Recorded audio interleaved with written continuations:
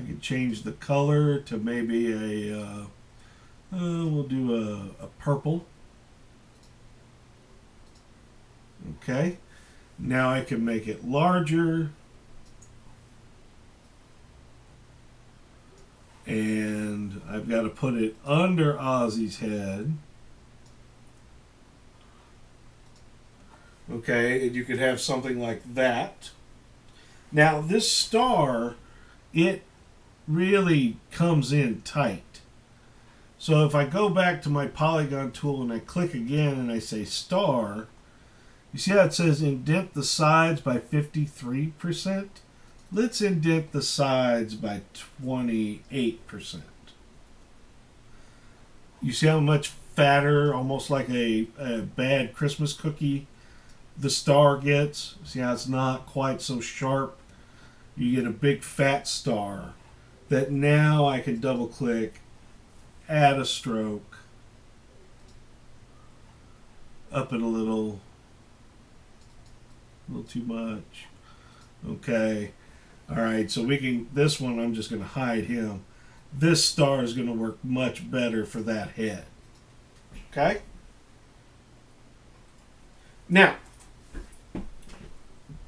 that is kind of how to get your shapes and your halftone patterns. Let's talk type. All kinds of different fonts, but they all kind of share a same vibe.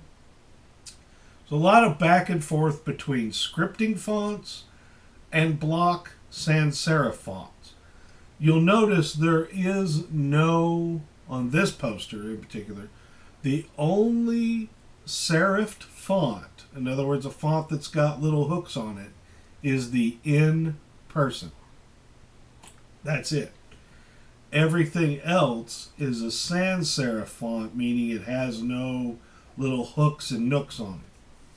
So, choosing fonts. All right, so I'm going to go to free fonts. So I'm going to Google. Now you can look for Photoshop or Illustrator, but they all work the same. 1001 free fonts, dafont.com, Font Squirrel, Urban Fonts, Font Space, Font Bundles, Creative Block, Google Fonts, and so on and so forth. Now, a lot of font places want you to buy them. So what I'm going to do, though, is you could go ahead and go to, let's say, 1001 free fonts. And then I'm going to go up here to their little search menu and say 1950s. And it gives me nothing. So I'm going to just do 50s. Didn't do anything. Okay. So let's see here.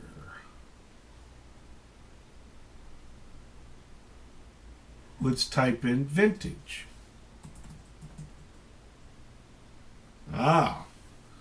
Now, their version of vintage and our version of vintage are going to be two different creatures.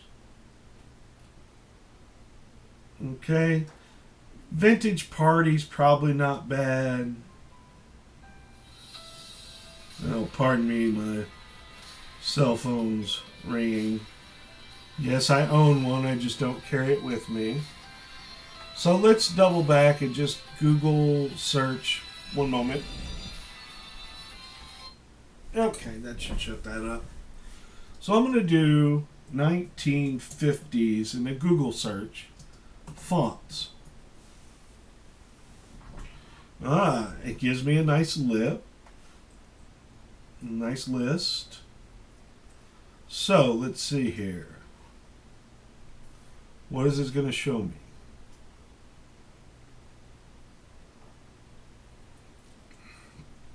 Typefaces born in the 50s.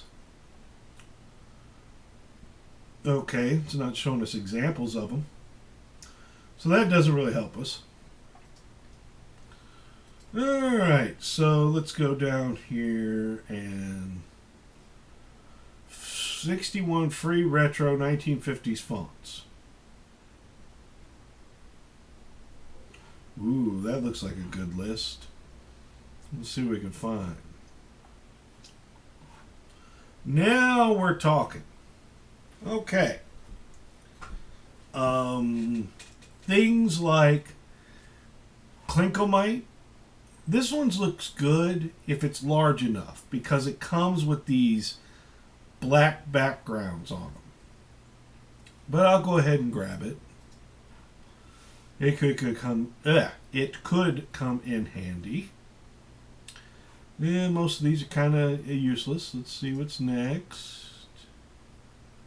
Here we go. Advertising script bold, a very good one to have for the 50s. Cherry cream soda, extremely good for the 50s and early 60s.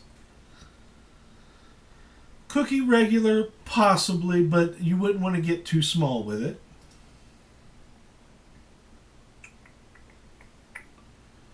Let's see. Oh, Font Diner's one of my favorites.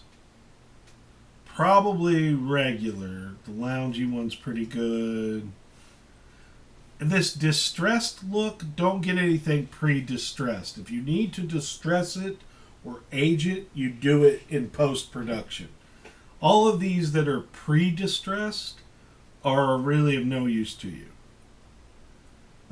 Grinched, it's not really a 50s font. A lot of people try and pan it off as it. Let's see. Luckiest Guy is a good one. Roadstar, Custom Roadstar. That's a good one. That's a good one. You begin to start looking, probably this one too. Now, this is too much, as is Monterey Popsicle. Too much. The old Mickey Mouse Club. That's a good one. And you just keep clicking download, download, download.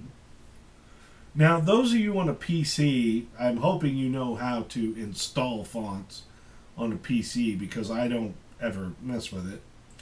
But I will show you on a Mac, simply by double clicking them, they will install. Let's see here.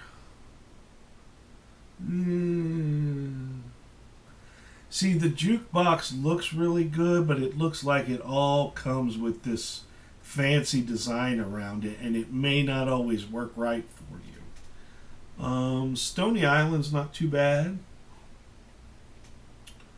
A lot of concert posters are in all caps as well, so keep in mind, look at the caps and the lowercase. Yeah, those are all bad.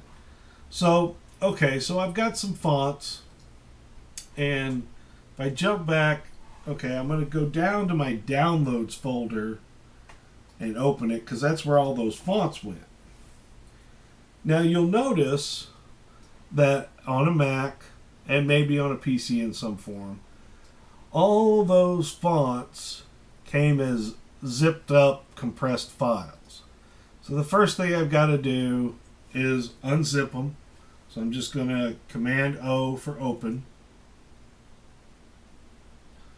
And they'll squirt me out some folders. And now I'm going to zip open each of the folders. And what you're looking for is the extension either .ttf or .otf, the same as an Illustrator. So that one I want, that one I want. Yep.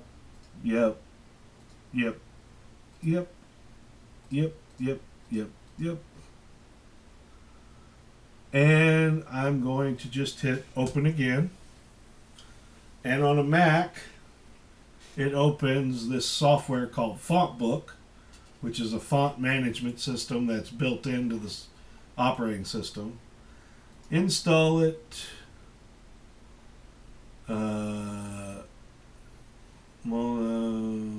Resolve automatically. May already have that font. Install that one. Install that one. One minor problem. put it in there anyway.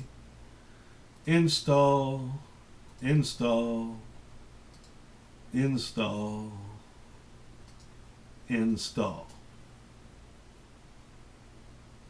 Come on. Today, Junior.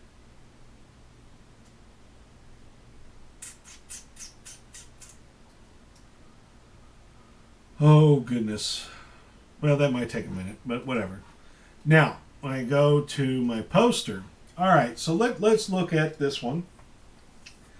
Now, these all have, except for, let's see, Chuck Berry, the 5 Satins, the 5 Keys, and the Show of Stars, they're either hollow or they're just solid, like up in here. Okay? So the acts all have this fun font and play. However, the factual information, the time, place, where at, that's all in a very sans serif, basic, general government font. So, fonts work differently in Photoshop than they do in Illustrator. So, for example, if I get I'm going to go ahead and slide my layer palette back over here. If I get my type tool, my character palette, and then I get my text tool down here, and I can just type, just going to type Ozzy Osbourne, and it's white on white, so you can't even see the damn thing. So I'm going to change my color to, oh, yeah, I'll probably do that pink purple. Okay.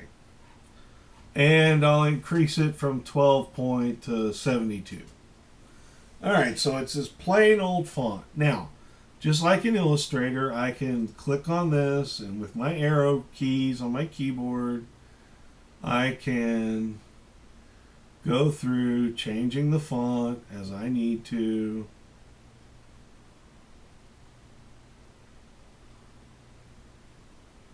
We can see all kinds of weird conundrums happening here.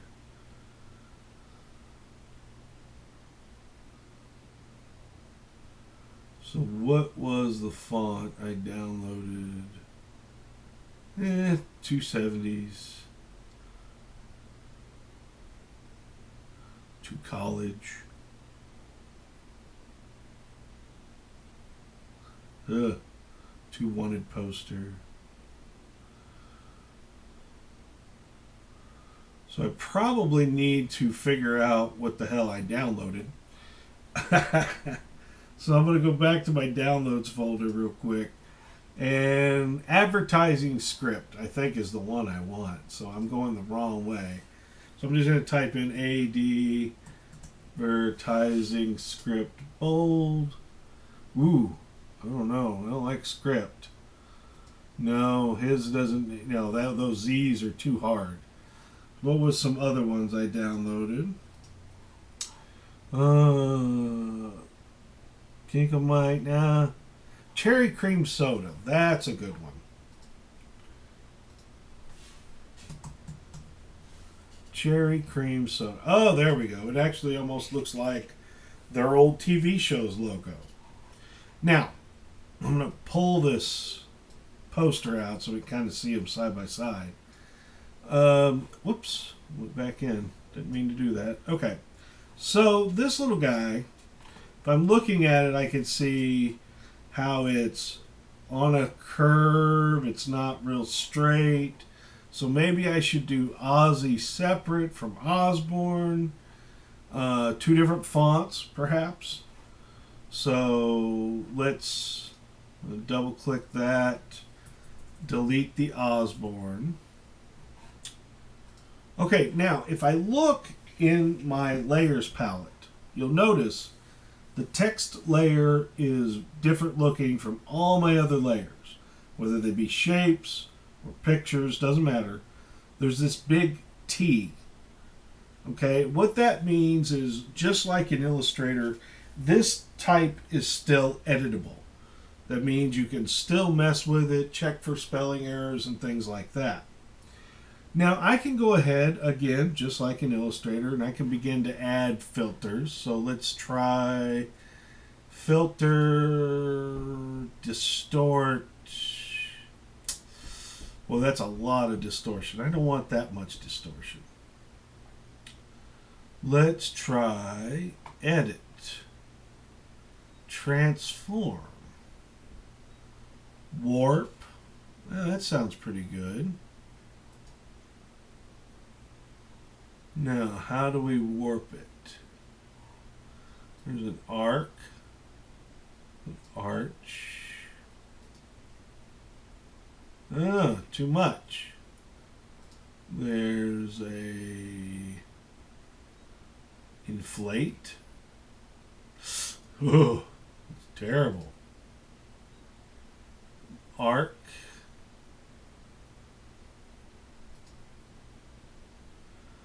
It's just too much, isn't it? So it says the bend is 50%. What if we knock that down to 20?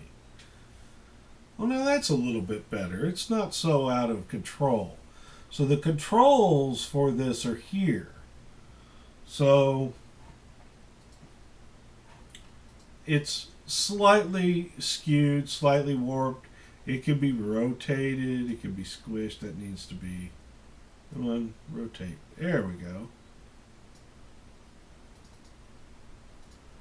Now, if I type Osborne in a different font,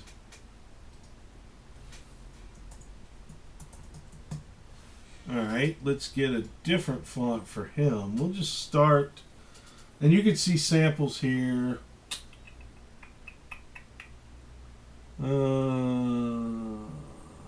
No.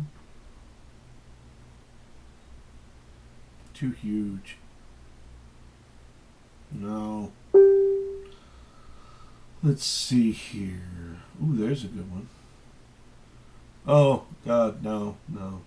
That was not a good one. That was a sad, sad, broken one. Right down. Ah. Come on. There we go. Century. Nope, it's got serifs. I don't like the serifs. We already did cherry cream soda. Let's scroll down even further.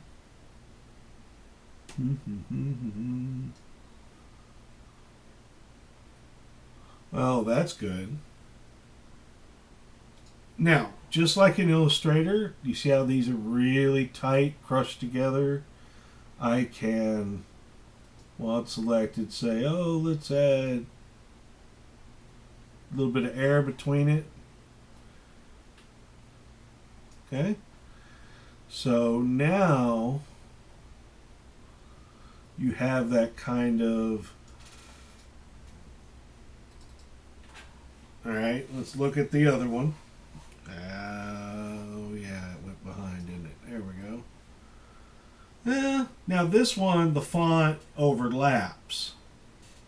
So let's try making that tighter then, instead of farther apart. Let's go to -5. Something like that. Now you could change the fill color. You can have them both the same fill color if you wish. And you'll notice I can come over here and click. It turns to an eyedropper. Now they're the same. You can also, with the type, you'll notice it shows it's got a warp on it. I can also click and say, let's make the fill lighter.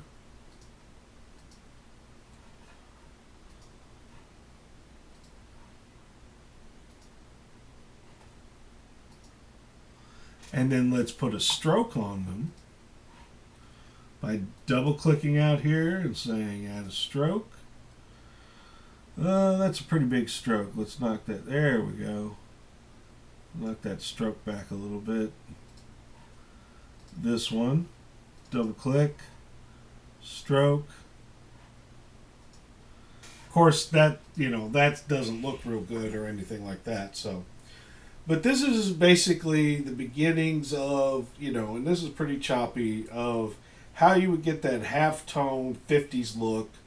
Um, and then later on, I'm going to be doing '60s, '70s, and talking about layering and overlaying and doing a little more blending.